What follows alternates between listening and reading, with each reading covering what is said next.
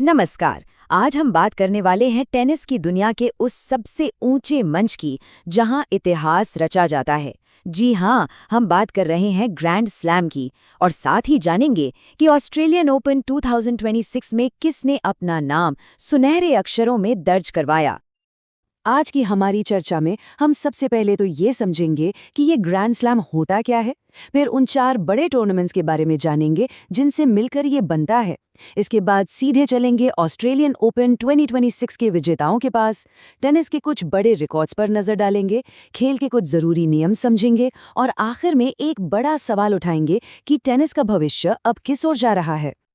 तो चलिए एकदम शुरुआत से शुरू करते हैं। ये जो शब्द है ग्रैंड स्लैम, जो हम बार बार सुनते हैं और जो हर टेनिस प्लेयर का सपना होता है, आखिर ये है क्या? टेनिस की दुनिया में ये नाम तो हर तरफ गूंजता है, पर क्या ये कोई एक टूर्नामेंट है या कोई ट्रॉफी? इसका सही मतलब क्या है, चलिए समझते हैं। तो देखिए, ग्रैंड स्लैम कोई एक अकेला टूर्नामेंट नहीं है। ये दरअसल दुनिया के 4 सबसे बड़े और सबसे जरूरी सालाना टेनिस टूर्नामेंट्स के लिए इस्तेमाल होने वाला एक सामूहिक शब्द है। आप इन्हें टेनिस कैलेंडर के 4 सबसे मजबूत स्तंभ भी कह सकते हैं, जहां खिलाड़ी इतिहास बनाने के लिए उतरते हैं। तो फिर ये 4 टूर्नामेंट हैं कौन-कौन से?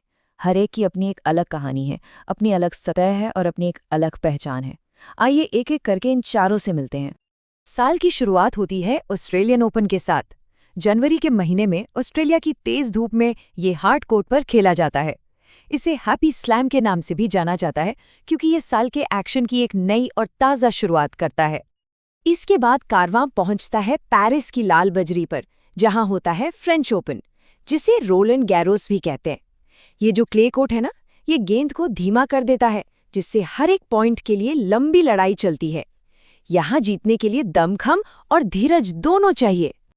फिर आता है टेनिस का सबसे प्रतिष्ठित टूर्नामेंट, विंबलडन। 1877 में शुरू हुआ। ये दुनिया का सबसे पुराना ग्रैंड स्लैम है। यहाँ घास के मैदान पर सिर्फ सफेद कपड़ों में खेलने की परंपरा और शाही परिवार की मौजूदगी इसे सबसे अलग और खास बनाती है। और साल का ये ग्रैंड स्लैम सफर पूरा होता है न्यूयॉर्क शहर की रौनक में, यूएस ओपन के साथ। हार्ड कोर्ट पर रात की जगमगाती लाइट्स के नीचे दर्शकों का शोर, माहौल एकदम किसी बड़े कॉन्सर्ट जैसा होता है।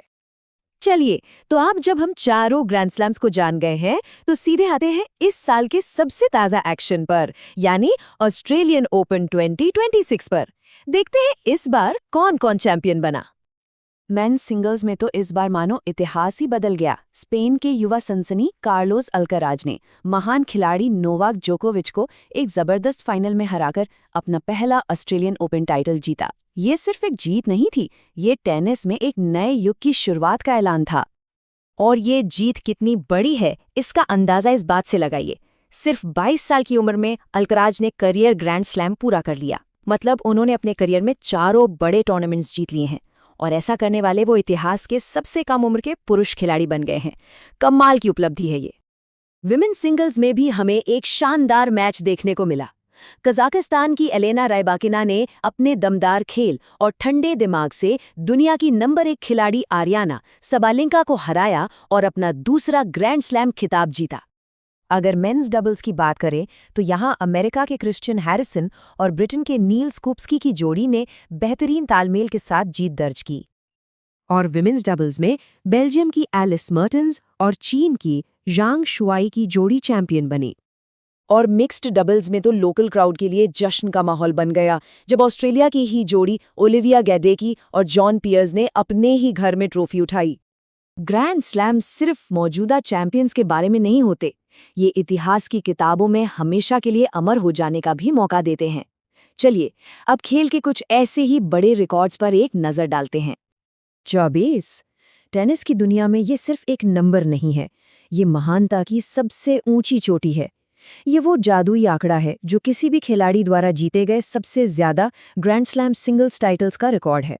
और इस शिखर पर 2 लेजेंड्स का कब्जा है, मार्गरेट कोर्ट और नोवाक जोकोविच। रिकॉर्ड्स की बात हो रही है तो भारत का जिक्र भी जरूरी है। रोहन बोपन्ना ने सबसे ज्यादा उम्र में ग्रैंड स्लैम जीतकर ये साबित किया कि उम्र बस एक नंबर है। उनसे भी पहले 1997 में महेश भूपति ने ग्रैंड स्लैम जीतकर भारतीयों के लिए ये दरवाज़ा खोला था। और जैसा कि हमने पहले भी बात की, इन सब की शुरुआत 1877 में विंबलडन से हुई थी, जो आज भी सबसे पुराना ग्रैंड स्लैम है। ये टाइमलाइन हमें दिखाती है कि कैसे ये चारों ग्रैंड स्लैम एक-एक करके बने। शुरुआत 1877 में विंबलडन से हुई, फिर यूएस ओपन, फ्रेंच ओपन और आखिर में 1905 में ऑस्ट्रेलियन ओपन के आने से ये ग्रैंड स्लैम परिवार पूरा हो गया। अच्छा, तो अब हम इतिहास और रिकॉर्ड्स के बारे में जान चुके हैं। चलिए अब जरा खेल को और करीब से समझने की कोशिश करते हैं।